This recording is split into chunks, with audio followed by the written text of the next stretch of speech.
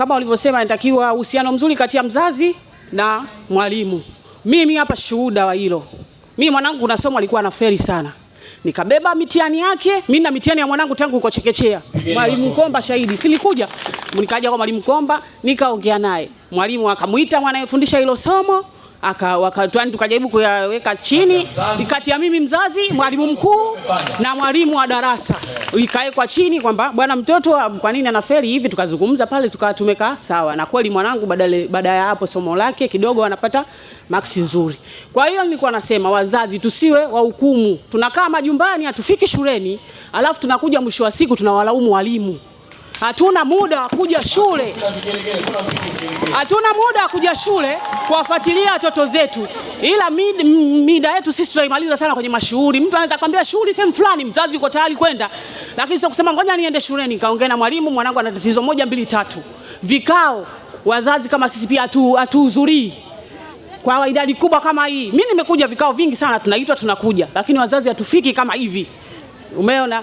Na wakati umesema mkuu wa wilaya, mwalimu na mzazi ndio tunafanya nini? Kuwaelimisha watoto wapate kusonga mbele. Kwa hiyo wito wangu kwa wazazi, tushirikiane na walimu, tusiwe watu wa kulaumu. Tunakaa majumbani alafu tunalaumu si 1 2 3 4.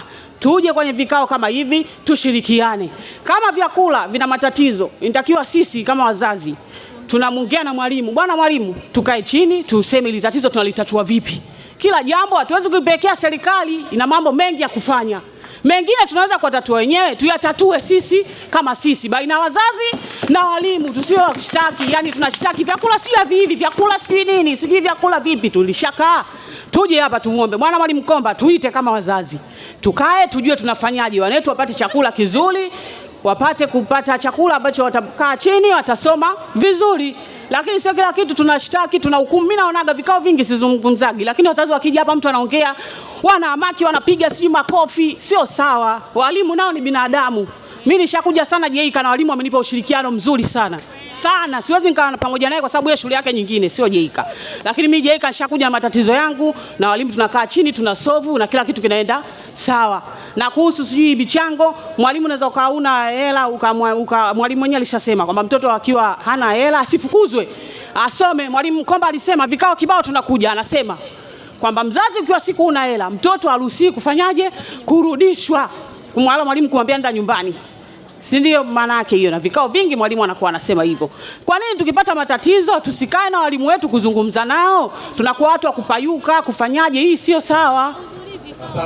Vikao natakiwa aanze kuhudhuria mzazi mwenzetu kama hahudhurii. Na anapoona tatizo awe mwepesi kufika shuleni kuzungumza na walimu. Kumlea mtoto ni sawasawa na mbio za vijiti. Unakimbia naye. Anapokimbiza kile kijiti kwa maisha yake, humuachi mtoto peke yake.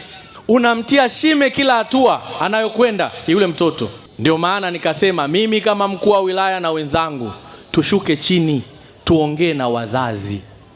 Ni wakati wetu sisi kama wazazi kukimbia pamoja na watoto wetu, kuanzia tunapowapeleka shule mpaka anapomaliza shule. Tunapompelekea shada la maua mtoto wetu la kumpongeza, mtoto anatakiwa kulia kwa furaha kumpongeza mama yake na baba yake kwa sababu wamekimbia naye. Nimekuja kuwaomba wazazi, tutokeze kwenye vikao hivi, tujadili maslahi ya watoto wetu.